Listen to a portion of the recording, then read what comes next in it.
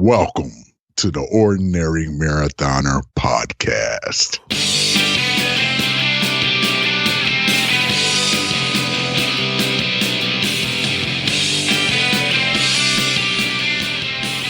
Hello and welcome to the Ordinary Daily version of the Ordinary Marathoner podcast. It's another week, the start of another week. It is Monday, July 15th. We are 13 days away from Ironman Lake Placid, my redemption race from the DNF of 2018. Been working really hard, had a pretty good weekend. We're going to talk about that in just a minute. You know, a lot of you guys on the message board this week, I saw a lot of training runs, a lot of long runs going on. Laura Stebbins, insane weekend. Oh my God. Like 5.5 hours on Zwift, followed by like a 17 or 18 mile run that she averaged like 7-minute miles. All right, maybe it wasn't that fast, but it's pretty darn fast. My God. You've come a long way. It's amazing.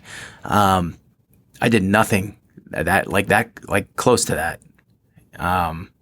Sometimes when I see other people and what they're doing, and then I look at what I did, I start thinking, whoa, what am I really doing enough? Am I really doing what I should be? But man, impressive week. I think I didn't see a lot of racing. I think Jen Bergstrom did a triathlon over the weekend with a bunch of her friends. I saw that posted. It's good to see you out there doing tri again, Jen, and not just running those long ass trail races of yours, those ultra marathons. Not that it's any less impressive. Obviously, we're just happy to have you back in triathlon world. And, other than that, just a lot of really good training runs, and good to see people out there getting after it. I think most places are really hot. It's, height of summer here. Dealt with some heat on Sunday on my bike ride, but, was able to get through it, pretty well, did pretty well. We'll talk about that now, actually. Let's go into the weekend training. I hope you guys all had a great training weekend. Again, I saw a lot of really good. June Walker, 7 miles.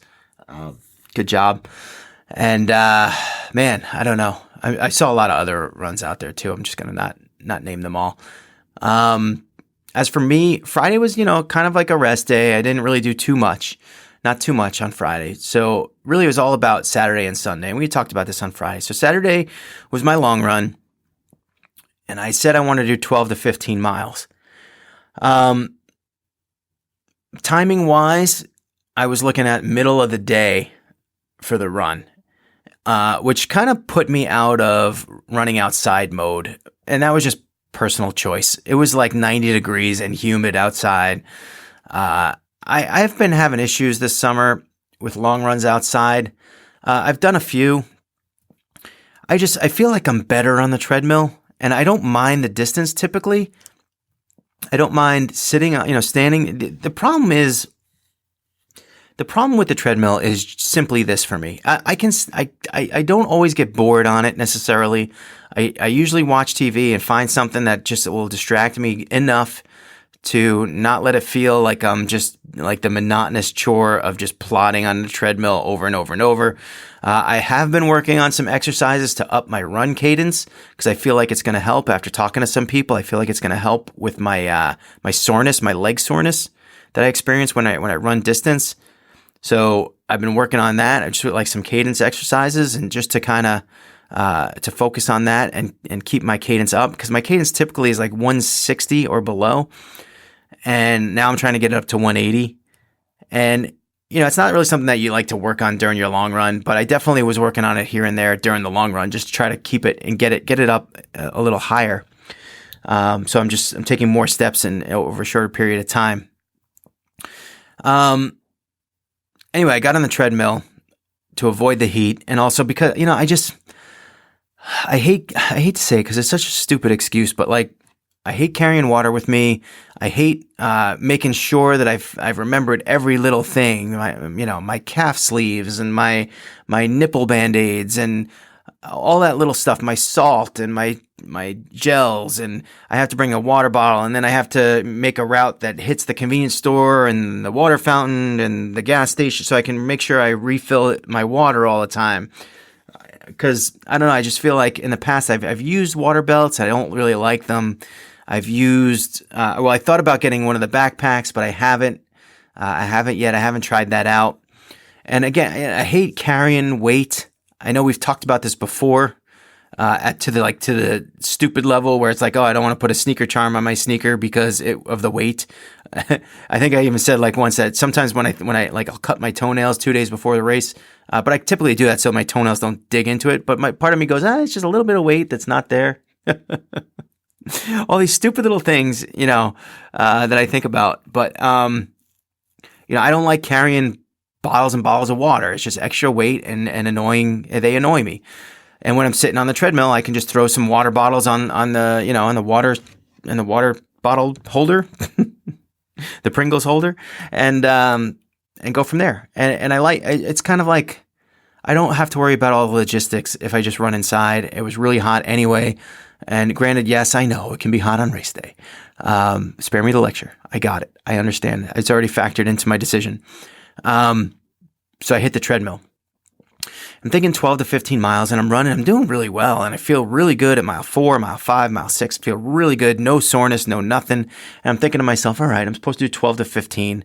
And I know that my brain, the way it works, is that I like to quit early. And that's the problem with the treadmill is it's too convenient to quit. When you're out running, if you do an out and back course, if you're trying to run 15 miles, you're doing 7.5 out, 7.5 back. Well, when you get to mile 12, guess what?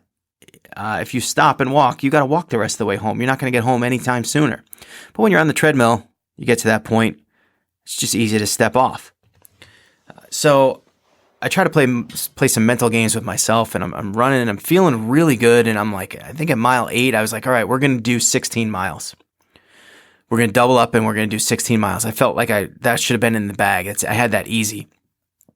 And then, in fact, like a mile or two later, I was like at mile 9 or 10, and I'm thinking, all right, you know what? Screw that. We're going to do 17 miles. I just feel that good. And I'm looking at the rate that I'm going through my water bottles, and I should have plenty. And I had base salt in my pocket and a couple of gels left, and I'm thinking this is really good. And I didn't even know what I was doing at that point. I felt like I was pretty convinced that I was going to do 17 miles on the treadmill that day. And I don't know what happened. I don't know what happened. I mean, I got to 12.5 miles and I looked down and I said to myself, okay, 12.5 is pretty good. It's more than 12. That was my minimum that I was going to do. It wasn't yet 15. And I just got overcome by the easiness of hopping off the treadmill and being done. And I felt great too. It wasn't like I was exhausted or tired or sore and I needed to get off, or I felt like I was risking injury by keeping going. I just didn't want to do it anymore. So I stopped and I got off. I walked up the stairs, and if you listen to the podcast, that's one of the things when I do when I finish a long run. When I walk up the stairs, I gauge how much the soreness levels of my legs, and they were fine, absolutely fine. There was limited chafing going on. I basically had no excuse to really get off, except I just didn't want to run anymore. And 12.5 was decent enough. I'm not super upset by it. And like I said, when I pegged 12 to 15 miles, 12.5 is a little bit above, so I'm within my range. It's not making me super proud. And in reality, rule of thumb being, don't run more miles than there are days left until the race, if that can be said. It was 15 days to the race, so I should have capped out at 15 anyway. So if I would have got to 16 or 17, that might have been too much. I don't know. Maybe a little bit of excuses being made there, but all in all, I felt fine with the run. I left the run, and because my legs felt good after, and they weren't super sore, I feel like I'm in a decent place with the run. I do. I feel like I'm okay. And of course, when it comes to running a triathlon, it's all about how you get off the bike anyway. It's not even really about how you're feeling about the run, because you're not going to feel that way when you start the run anyway. You're not going to feel the way that when I started on the treadmill. That's not the way I'm going to feel when I get off of the bike and start the run in Lake Placid. It's going to be two different things. Move on to Sunday. Sunday was the bike ride. I had 65 miles in store. My normal 65-mile route. I had contemplated doing a century ride because I did it 2 years ago when I finished. And I liked the idea, but I think it's just a little bit too much too soon to race day. So I chose not to do that. And I chose to do the 65-mile ride instead, which looking back, I do think that was the smart choice. I think a lot more than that would have been, setting new distances for me right now. Probably not smart. I just don't think it's smart. That being said, I'm relying on experience here to feel as though I can, do 112 miles. I've done 65 miles now 4 times. I did the 56 miler, obviously, at Mont Tremblant. I've done a number of 45 to 50 mile rides. So I've logged good distance rides, just nothing close to an Ironman distance. And so I think, at that point, you kind of got to rely on your experience. And I don't feel like it's like I'm missing out too much on those longer rides. I feel like, I would have liked to get some of those under the belt, but with the schedule and training and putting Mont Tremblant on the schedule so close to this race, I think I should have planned it better. And that's really, that's on me a little bit, but I'm not too upset by it either. My friend Joe, who was my friend, has been my friend since, I don't know, since I was 1, since the age of 1. I grew up with him and his twin brother, Bill. We grew up 2 blocks from each other and were best friends growing up until maybe about 8th grade when my family moved. And, you fall apart, I guess, not fall apart, but you just kind of drift apart. As it would happen with mostly anybody, really. And you fast forward a few years and you find each other on Facebook, and I rip apart Facebook on a lot of different things, but the one thing that they've, I think, been really good for is just maintaining friendships over the long period of time. Like just people that I probably would have never spoken to again. There they are. They're back in your life, and now. So my friend Joe was watching me do some triathlons. He's part of the group and decided he wanted to get involved. He's done a few sprints and he's doing the half iron in Lake Placid in August. And we've been trying to kind of schedule a ride together, and it just hasn't been working. So he says, he texts me and he says, I'm going to come up and ride with you on Sunday. And I'm like, okay. You're going to drive 2.5 hours to then ride 65 miles and then drive 2.5 hours home? I think I gave him a 35% chance of showing up. Now, normally, when I do these long rides, I'll leave my house at 7 a.m. and start riding around 7:30. And he says to me, I'm going to leave the house at 4 a.m., so I should be there around 6:30. So if anything, he's getting me up earlier. So I'm like, yeah, let's do it. He texts me at like 4:15 in the morning saying he's on the way. And I met him at he was a little 15 minutes late. I'll forgive him the 15 minutes late.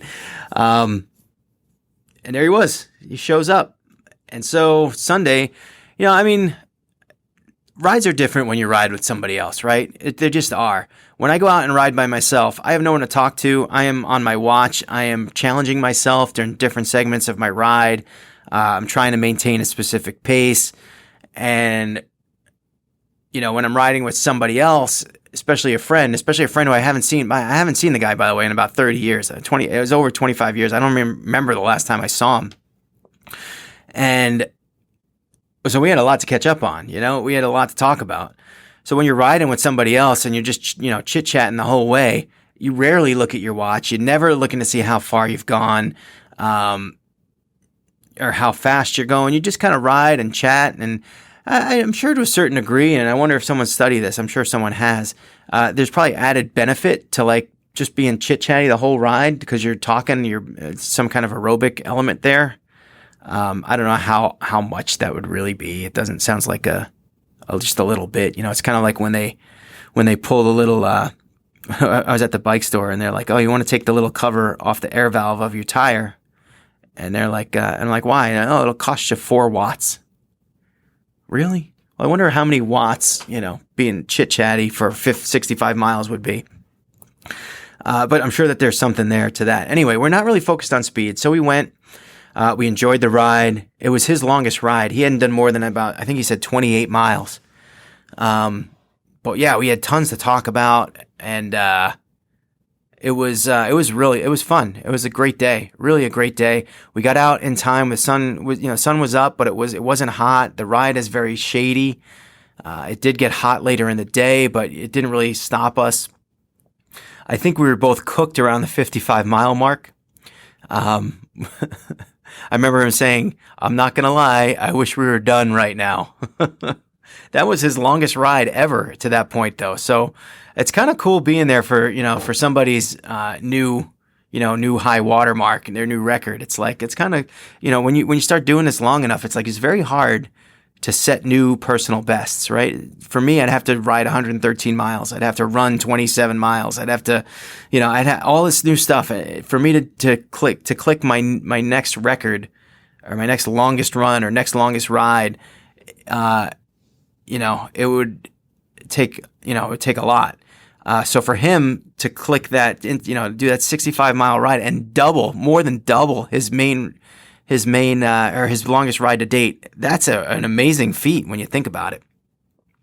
Here's another great part is he had monitored the ride on his phone.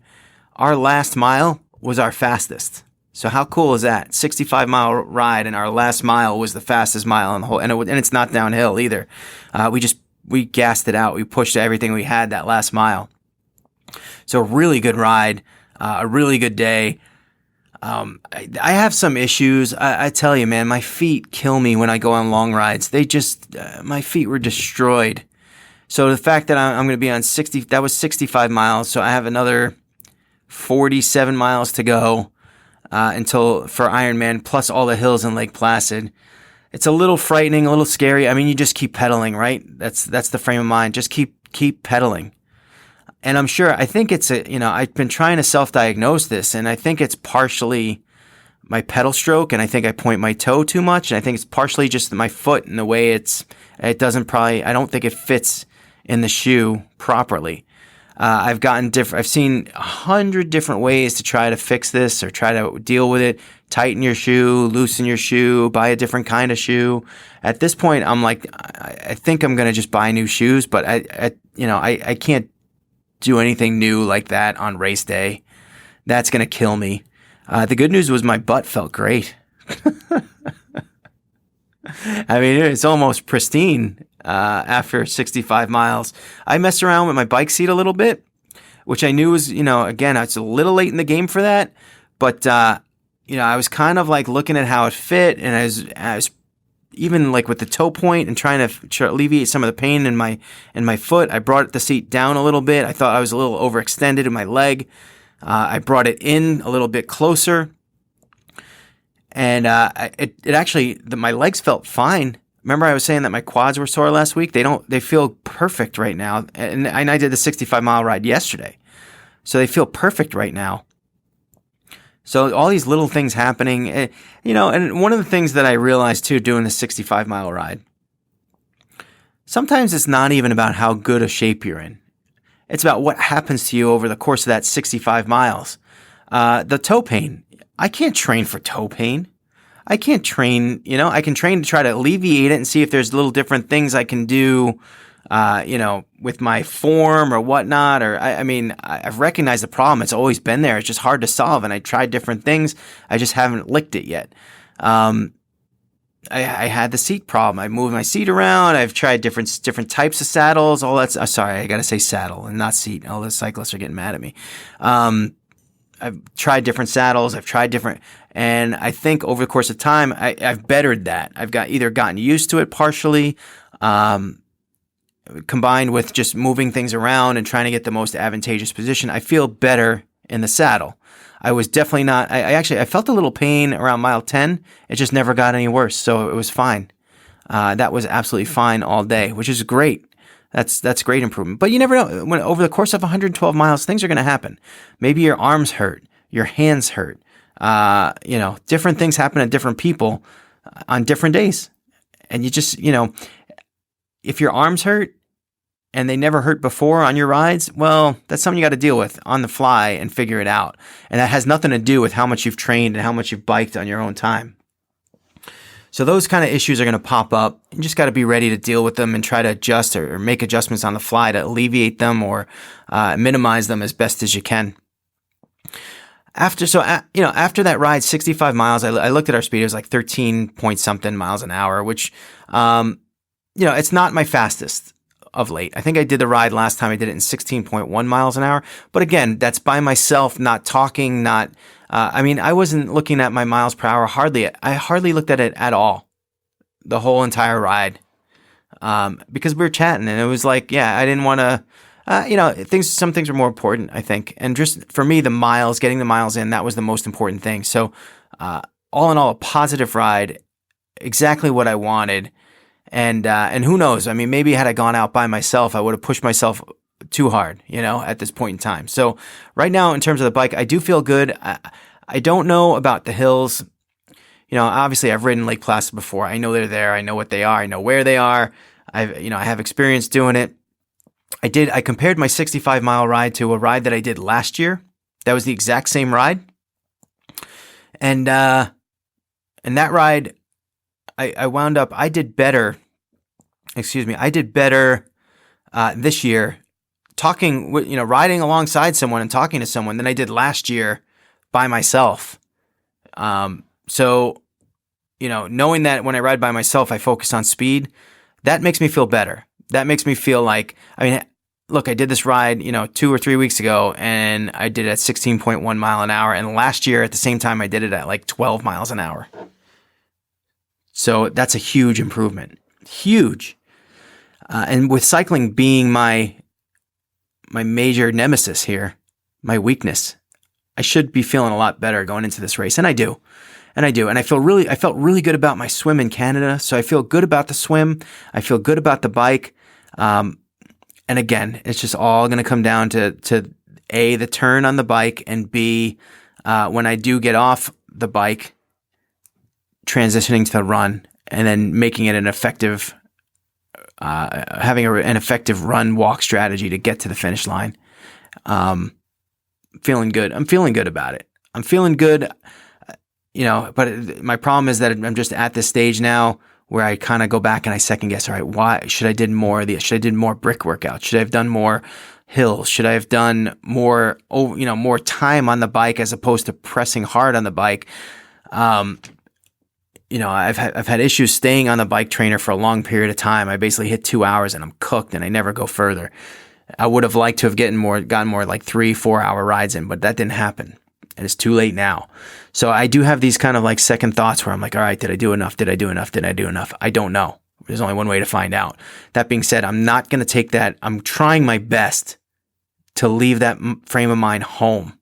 When I leave here next Thursday and go to Lake Placid, that has to be gone at least as much as possible. It's got to be gone. And I got to be in that starting line and I got to be thinking, from a total standpoint, I think it's how am I going to deal with the pain when I'm out there and knowing that I'm going to finish, and trying to figure out, all right, these are the demons that I got to face that I'm going to face when I'm out there. And this is how I'm going to deal with them. Embracing the pain, being ready for the pain, being ready to hit that midpoint on the bike when I've just ridden 56 miles and I'm sore and tired and looking at that next 56 miles and thinking, why the hell would I want to do that? To just put that out of your mind and go do it. Just go do it. So that's what I'll be preparing for, I guess. And I'll be thinking of that finish. I got a lot of reasons to finish this year, showing my daughter that I can train hard enough and get it done after not doing it last year. That's probably number one. Number two, just crossing that finish line and feeling that exhilaration again and knowing that I could get it back. Once I lost it, I can get it back for myself. That's probably number two. There's other reasons. I mean, people out on the course that are, when I came here last time, I had I had my friends that were there. and nobody else. And now it seems like there's a bunch of people that are going to be out there cheering me on, and I don't know. I'm excited for that. I'm excited to have that kind of support and, and people behind me rooting for me. And I think that it all helps in the end. In the end, it all helps. It's all sort of like a kinetic push, helping that good energy push forward and get to the finish line in time. That's where we are. Geez, I can't believe I talked that long, but, we'll see how it goes. We're getting close. So we're tapering now. Let's see about today. I think just generally over the next 2 weeks, a lot of swims, a lot of yoga, some weightlifting. I don't want to lose the strength I've built up, and some very light running and very light biking. And that's kind of the way it's going to be. Now, it's about 11:30 in the morning on Monday. I'm a lot behind with some of the things I need to do. But I do have to get the strength training in today, and I will go to the pool tonight, and I'll probably do a bike ride today later on as well. But just, again, the bike rides from now on in, super light intensity, and really just spinning those wheels and trying to get something in so that I don't lose the fitness that I've built up until then. And diet, I got to maintain my diet too. I can't be eating like a slob and put on another 10 pounds, and before I know it, I'm at the starting line trying to fit into my wetsuit. Don't want that. Don't want that. Anyway, all right. So listen, guys, it's Monday. All right, start your week off right. Don't fall victim to the case of the Mondays. Right? Don't be all upset. Get out there, start getting things done. Hope you all had a great weekend. Hope you have a good week to come. And remember, every day is an ordinary day unless you make it extraordinary. So get after it, guys.